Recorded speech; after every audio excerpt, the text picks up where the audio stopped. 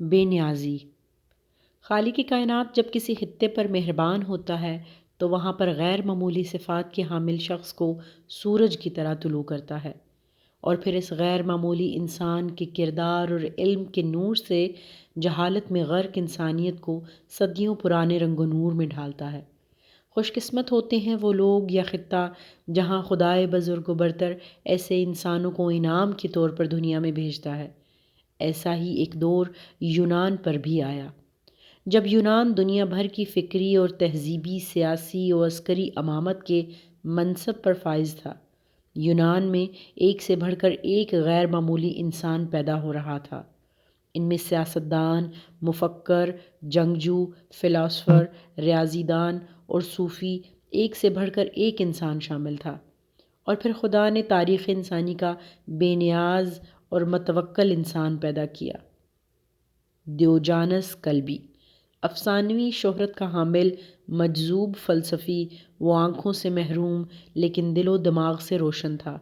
اس کا ساتھی ایک کتا تھا جو اس کی رہنمائی کرتا تھا، اسی وجہ سے لوگ اسے کلبی کہتے تھے۔ اس کی زندگی کے شب و روز زیادہ تر غور و فکر، بے خودی کے عالم میں گزرتے۔ وہ اپنے من میں جھانکنے کا آرٹ جانتا تھا۔ اس نے من کی دنیا کو دریافت کر لیا تھا۔ وہ دنیا میں رہتا ضرور تھا لیکن دنیا اس میں نہ تھی۔ نہ خود مجلس آرائی کرتا، نہ ہی کسی محفل کی رونق بنتا۔ وہ اپنی تنہائی سے انجمن کا لطف لیتا، وہ جذب کی مستی سے سرور لیتا، ہر وقت عالم جذب و کیف کا لطف اٹھاتا۔ ایک مٹی کا ٹب تھا جو اس کا گھر تھا، اسی ٹب میں بیٹھے بیٹھے زندگی گزار دی۔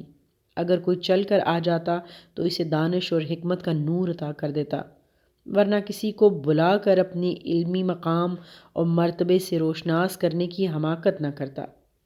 اس کے ہر عمل سے بے غرضی اور بے نیازی ہی چھلکتی تھی۔ ایک دن دوپہر کے وقت ہاتھ میں چراغ لے کر شہر کی گلیوں میں گھوم رہا تھا، کسی نے دریافت کیا تو بولا، میں انسانوں کے ہجوم میں حقیقی انسان کو تلاش کر رہا ہوں۔ یہی وہ دور تھا جب ارسطو نے انسان کے بارے میں اپنا مشہور فلسفہ دیا تھا۔ ارسطو کے بقول انسان ایسا جانور ہے جو دو ٹانگوں پر چلتا ہے اور اس کی قامت سیدھی ہے۔ کیونکہ یہ علمی بیداری کا دور تھا، اس لیے ارسطو کا یہ فلسفہ شہر کے کونے کونے میں گونج رہا تھا۔ جہاں دو لوگ جمع ہو وہ ارسطو کے اس فلسفے پر بات شروع کر دیتے۔ ارسطو کے علم کے چرچے ہر زبان پر تھے۔ ایک دن بے نیاز مجذوب ارسطو کی محفل میں آیا۔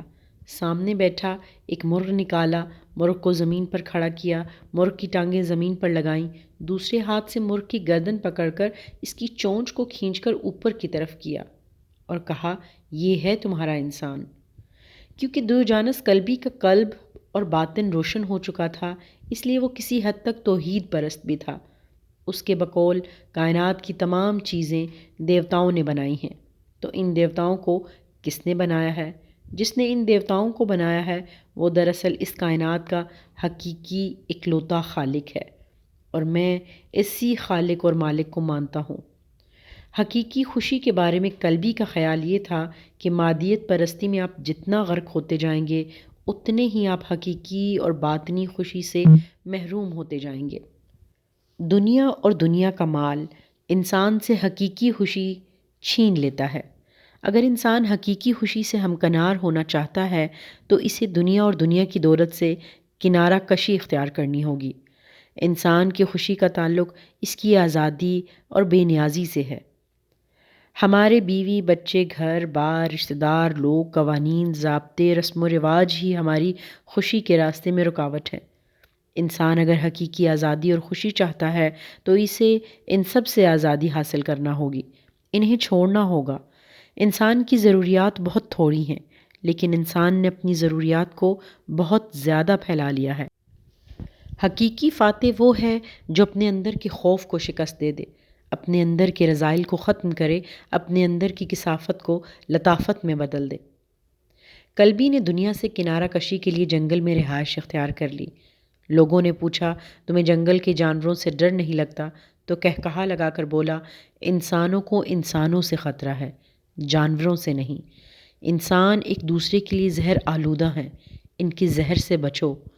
انسان کی درندگی ہزار درندوں پر بھاری ہے۔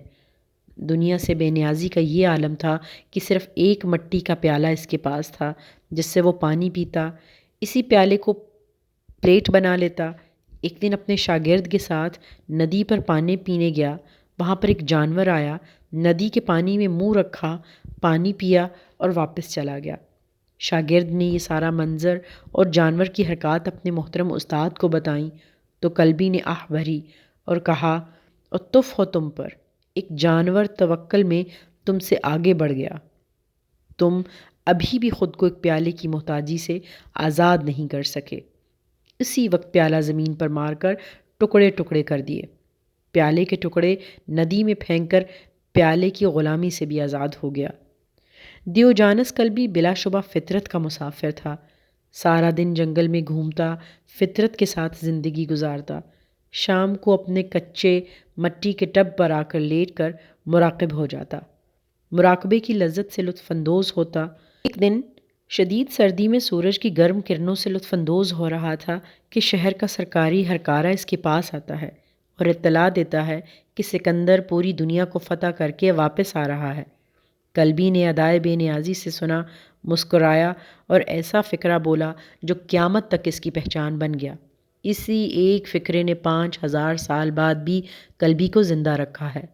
اس نے کہا، انسان قناعت پسند ہو تو وہ مٹی کے ٹب میں بھی خوش رہ سکتا ہے، اور اگر وہ لالچی ہو جائے تو پوری کائنات اگر اس کی جھولی میں ڈال دی جائے تو وہ بھی کم ہے۔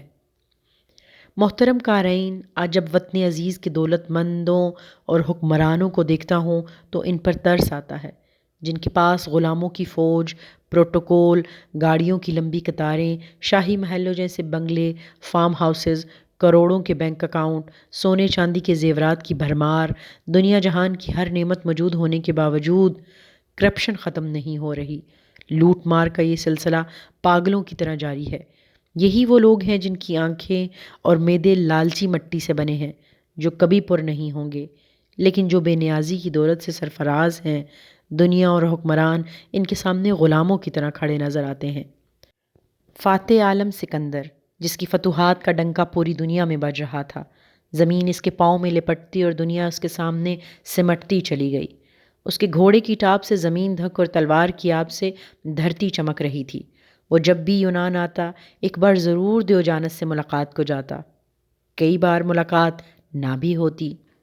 ایک بار سکندر کلبی سے ملنے آیا تو شدید سردی کا موسم تھا۔ کلبی اپنے ٹب میں عالم جذب میں دھوپ سے لطف اندوز ہو رہا تھا۔ سکندر احتراماً کھڑا ہو گیا، کچھ باتیں کیں اور جانے سے پہلے درخواست کی، اے استاد محترم، میری لائق اگر کوئی خدمت ہو تو حکم فرمائیے، میں حکم بجا لا کر مسرت حاصل کروں گا۔ مجذوب وقت بے نیاز مفکر نے بے نیازی سے دیکھا اور فاتح عالم سے کہا، بس اتنی مہربانی کر دیجئے کہ آپ ذرا ایک طرف ہو جائیے۔ آپ نے میری دھوپ روک رکھی ہے، مجھے دھوپ سے لطف اندوز ہونے دیں۔ اس پر سکندر کی ندامت اور خفت کا کیا عالم ہوگا۔ بے نیازی وہ نعمت ہے جس کے پانے سے انسان ہر چیز سے بے نیاز ہو جاتا ہے۔